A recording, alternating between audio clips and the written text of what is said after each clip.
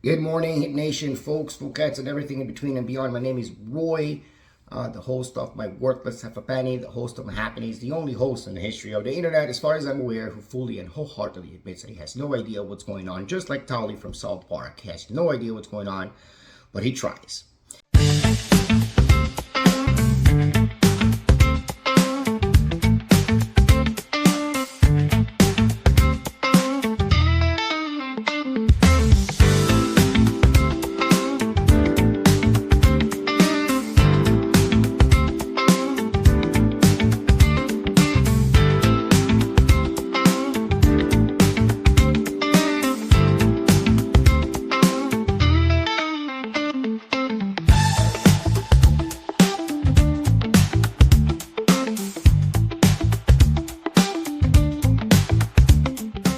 And there are a lot of things to go through, to go over today in the channel, and I wanted to do this as quickly as possible, but of course that's the most complicated part, to try to do anything quickly. But I wanted to explain why we call this channel My Happenings. Why do I call this My Worthless Half a Penny? Do I really think that my opinions have no value? To answer that question pretty swiftly, yes, I do. I really do. But we'll get to that. I used to be a part of this huge Miami Heat fan group. That's the name of the group. It's still there on Facebook. You could join if you want. You'll be one of thousands of Heat Nation members and parts of this huge family, constantly giving their opinions and talking about things that they have just as much as of an idea as I do. Some of them more, some of them less. But the truth is, as Sir Bertrand Russell, the great philosopher from the 20th century, used to say, opinions are like beeholes. Everybody's got one. I think that he said that. I'm pretty sure that he said that, but he might have never said that. In any case, we had those opinions, we had these people. The most important thing is that this group was moderated by a great individual called Nellie D. Nelson. And this video and everything that we do when it comes to the Heat is always a little bit for him. When I root for the Heat nowadays, I root a little bit for him because, unfortunately, he passed during the pandemic in 2021. He died of COVID.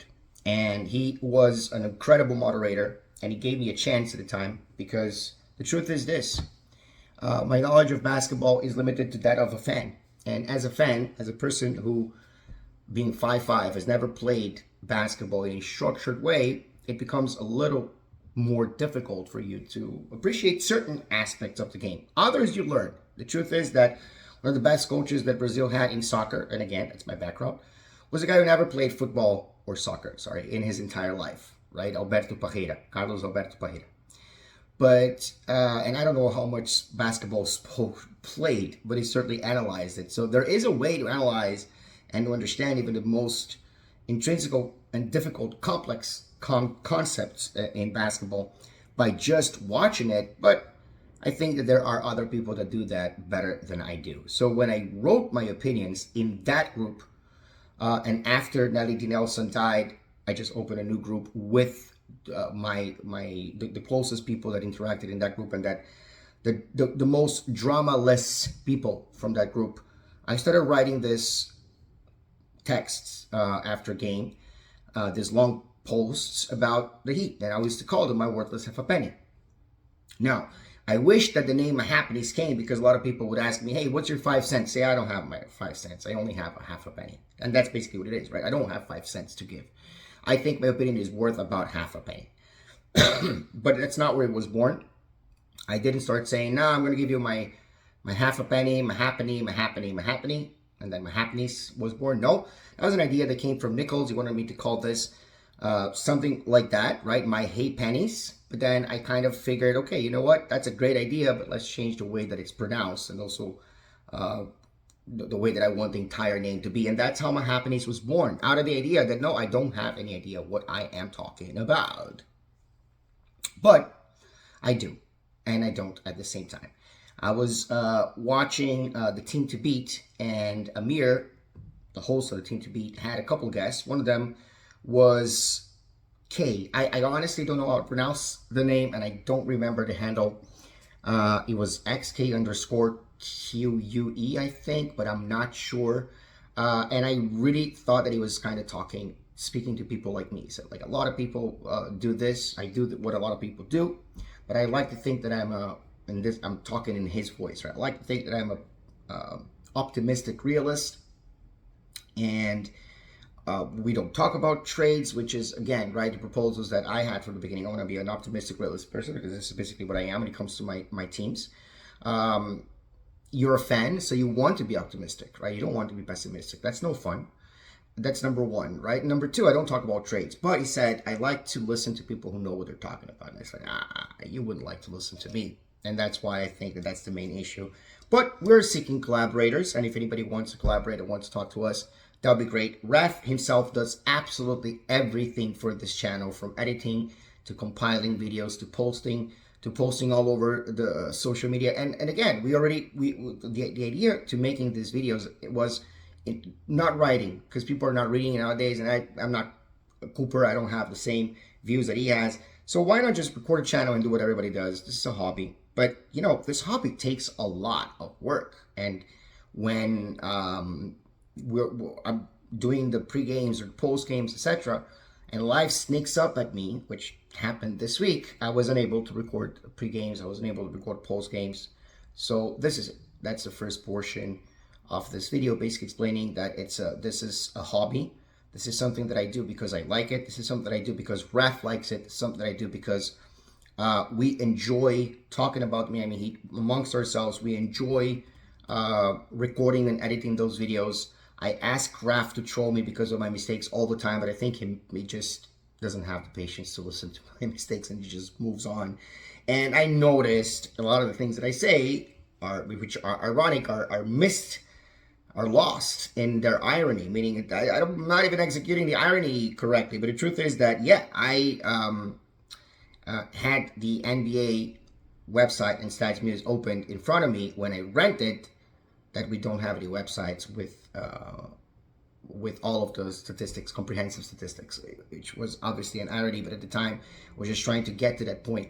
But yeah, those mistakes that I make are because I have severe attention deficit disorder. It's a miracle that I work the way that I work, and I developed so many great things to be able to work with such minute details, such minor details, like such a lot of details that I have to pay attention to and not make mistakes. Whereas when I'm reading the stat sheets, when I'm thinking about the game, I confuse names, I confuse numbers. It's one of the trademarks of this channel, so that's fine. Now, as to the Miami Heat, after 16 games, this was a 6-game stretch. I'm not going to do 5. After 16 games, these are our stats and our leaders. And I'm going to talk about it and get right with what's going on with the Heat right now, right? That's the most important part. So pardon the long introduction. I'm going to leave it as is. This is what it is. It's going to be the way it is, and that's fine. All right, right now, in this last 5, we had a 3-2 and 4-2 in the last 6. So it's not, we are going through what could be considered a good stretch if we hadn't lost games in a silly way, the way that we did. Now, after 16 games, we are 20th in points per game at 110.4 average, 16th at rebounds per game at 43.5, 18th in assists per game at 25.1, 5th in opponents' points per game at 109.3. So our defense has some good things working on their favor. 3rd in steals per game at 9.4, but 30th, which is to be expected, in blocks per game at 3.8. 24th in field goal percentage at 44.3%. 8th in three-point percentage at 37.8%. 22nd in free throw percentage at 76.6%. 15th in offensive rating at 114.6, and 18th in defensive rating at 113.7. The team leaders are basically Hero and Bam Adebayo. Hero in points and assists. 23.6 points per game, 5.1 assists per game. Did not change much since game 10. Same as Bam, a little bit under. Bam went a little bit under in rebounds. Bam with 9.3 rebounds per game. And is the leader in steals with 1.7 and in blocks with 0.9. So he will give you a block a game more or less. Now, to recap, we had game 11 against Pacers, which we won by 13. The top scorer was Bam Adebayo. A game that was in all really easy for Miami and could have ended with an actual higher score. It was the second NBA Cup game where we tied the group the group round. We tied it at 1-1. The game 2 of this stretch, meaning game 12, was also against the Pacers, but that was a loss by 9, with the top scorer being Tyler Hero, 18 in the fourth quarter, with a consistent Bam Adebayo also helping, and Rozier playing limited minutes. And this is when Rozier also did not play the next couple of games against the 76ers and against the Mavericks. Game 13 against 76ers was a win by 17 points. His top scorer was Jimmy Butler. After not playing for 4 games, Tyler Hero had a 16-point third quarter, and there was no point guard, basically, since Rozier came out. Meaning, Jay Rich stopped coming in. That's the game that Jay Rich stopped coming in. That's the game that the lineup changed to what it is right now. In game 14, Mavericks without Luka, we won that game by 5. It was a heart attack game at the end of the day. Went to overtime. Butler, 30 points in the end of regulation, 33 points tonight. Hero scores under 20 for the second consecutive time to 18 points. Game 5 against the Bucks without Giannis was game 15. Lost by 3. We got cooked in the first half, especially in the first quarter, by Damian Lillard. We couldn't guard them. If they were in middle school, we couldn't guard anything. But we made a close game with a huge comeback in the third quarter. Great defense and a close fourth. After being again down by 9 in the fourth quarter, we still managed to make it a 1 possession game.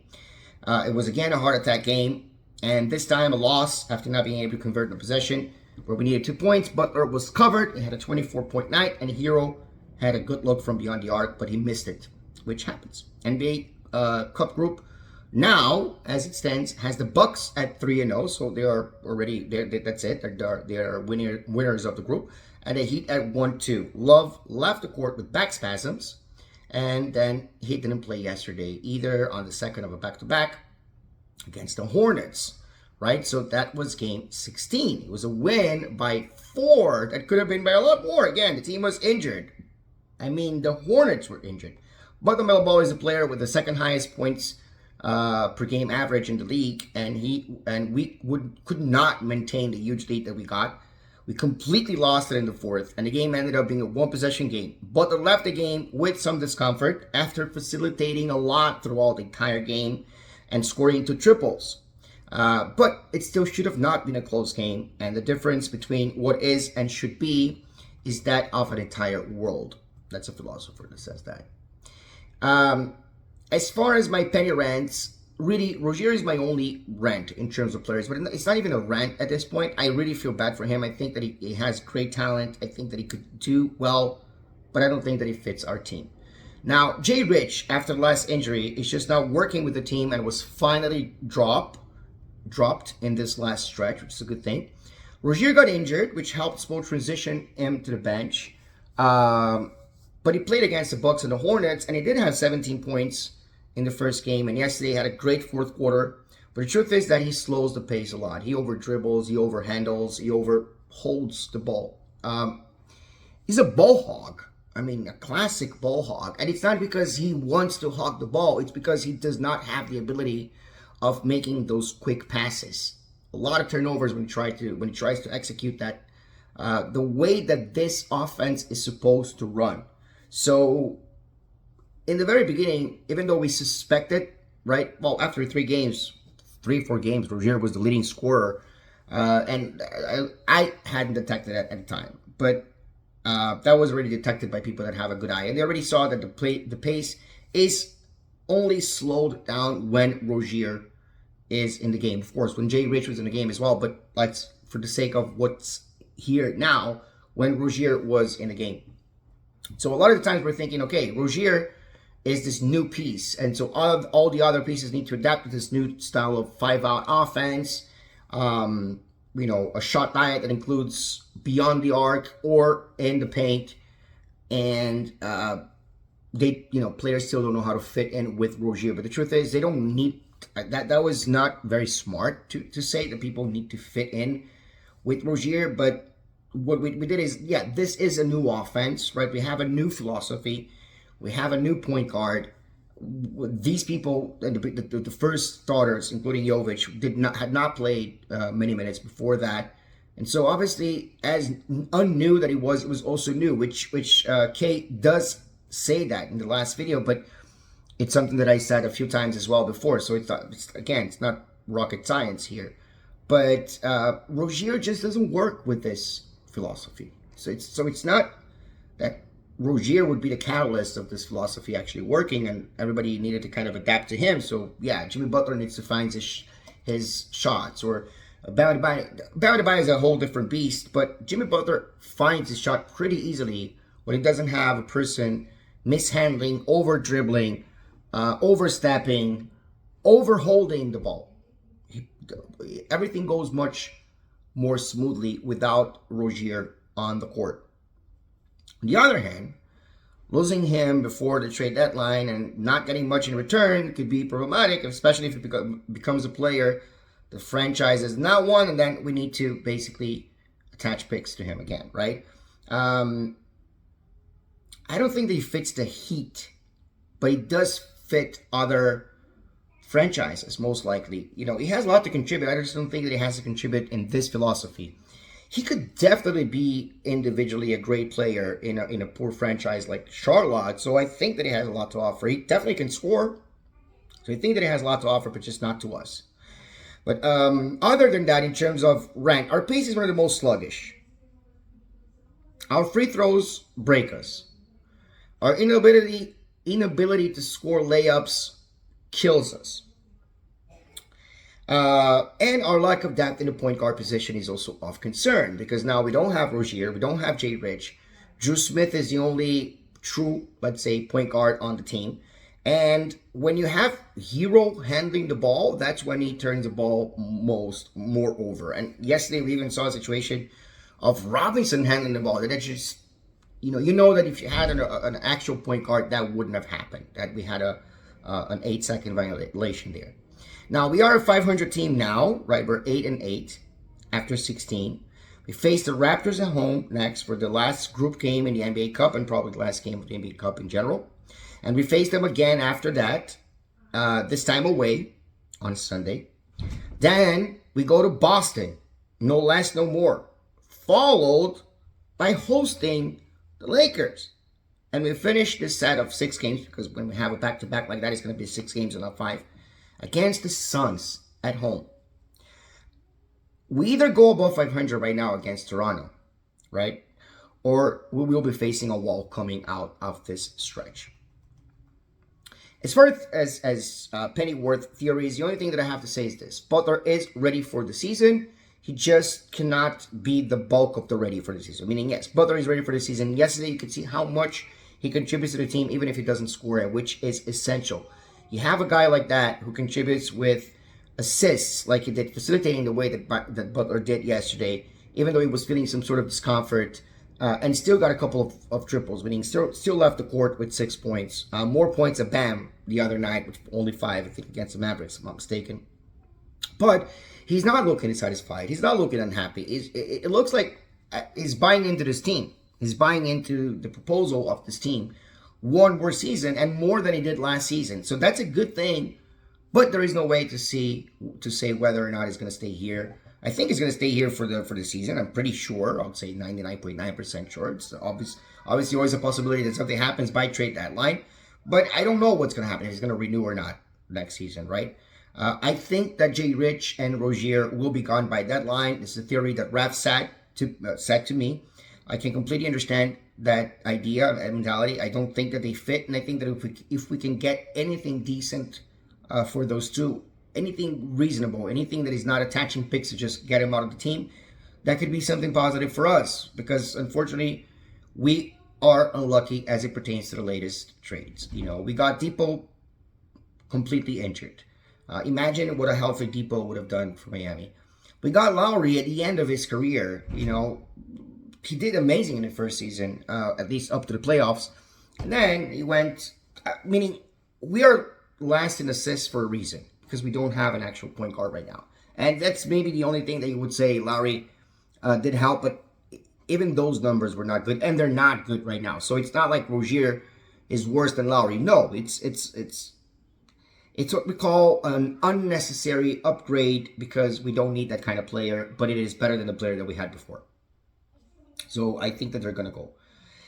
As far as Bam playing the 4, I think that this is not going to happen ever. So we should just drop it because to just continue to say that it's not going to happen, and it's just not useful for me to talk about it. But the truth is that yes, we can't really have Bam as a power forward if we have Love as the center. But we can have Bam as a power forward if Kel'el Ware is actually performing well as a center.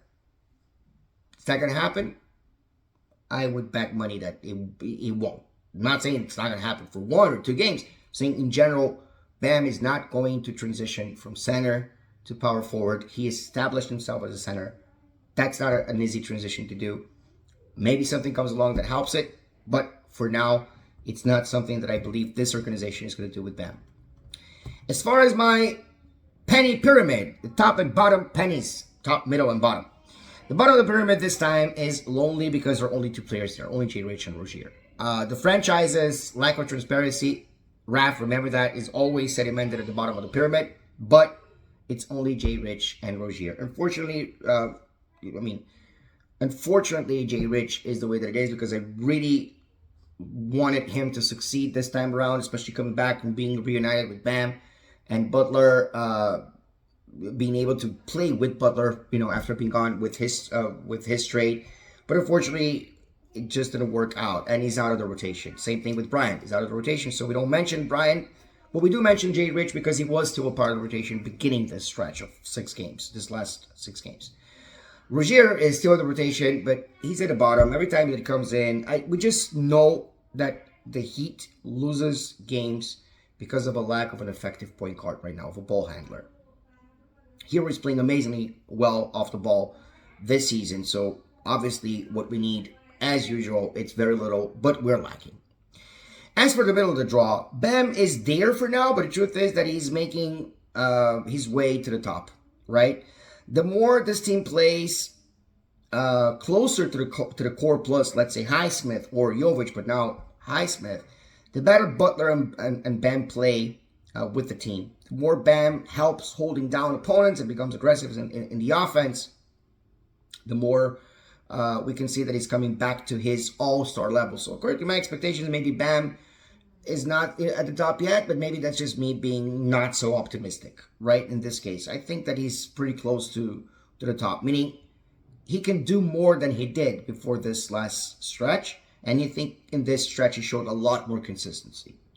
Hackes is in the middle as well because, as Ref says, he hit the infamous sophomore wall. But again, I trust that Hackes is going to get better. It's not like he's not useful. He's very useful. The contact, the driving, the fact that he manages to keep the ball even through difficult and clogged paint situations because of his footwork, because of his quickness, because of his IQ.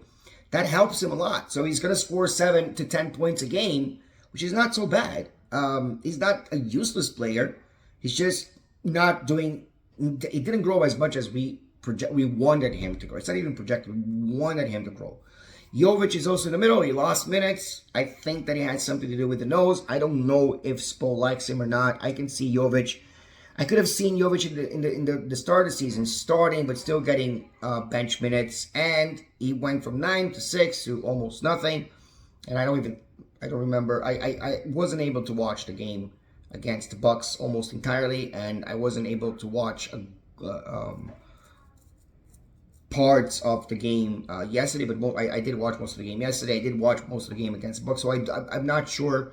I don't recall seeing Jovic play, to be honest. I do recall that the obvious helped having Burks and having Larson, who are at the top of the pyramid, that was going to help the team, and it definitely did. Burks, Kel'el Larson, Duncan Robinson are really helping this team. Butler and Hero also at the top of the pyramid. So now the top of the pyramid is a lot fuller, meaning this team is kind of figuring itself out. But it's still at 500, and it should be, at least, in my opinion, it should at least be 2-3 games above it right now. That's fine. We'll leave it to that. As far as Penny Spoing, good on Spo for moving away from Rozier to start the game. Good on Spo for taking Jay Rich off of the rotation. Good on Spo for playing Ware and not Bryant. Some plays Spo draws are repetitive and predictive. For example, against the Bucks, that play was exactly the same play that was used a couple nights before that. And this time, the Bucks recovered. Butler was guarded. Hero had a good look, a good clean look, and just couldn't convert. So we lost that game. But the truth is that it's kind of an old playbook, and that's the part where, we're always going to say that Spo is stubborn. We're always going to say that Spo is also a genius, and I'm always going to be on the part that we don't need to change coaches oftentimes, even when franchises do. And I don't think this is the case with Spo, and I wouldn't say fire Spo. I'm not of that team. But I also don't think that Spo he's so secure in his job. He's so secure in his job. But the truth is this, okay? Very few coaches could do with this team what Spo has done. I think that you put Doc Rivers there. I mean, the Miami Heat right now is in a 10-game losing streak. And again, this was a new offense, even though the core remained the same. So Spo is figuring it out a little bit more every game, and he's also not experimenting much at this point already, which is encouraging. That's what I have to say for Spo. I think that Spo is doing a good job. In general, I think that some of the things that Spo does are predictable, but at the same time, it's okay. I don't think that he's the issue. I think that the front office is the issue. I think that our lack of good luck is also the issue for getting players that are either injured or just don't work when they should. And that's pretty much it. Now, as far as my penny clairvoyance goes, we should be 3-2 in the next 5 and 3-3 in the next 6. I would not be surprised if we are 2-3 or 2-4. I would be surprised if it varied too much from this number. This was a long one. I understand it.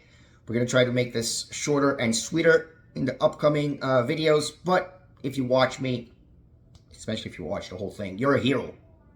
If you did. Stay safe, stay dry, stay as happy as possible in this complicated world of ours. Let's go Heat.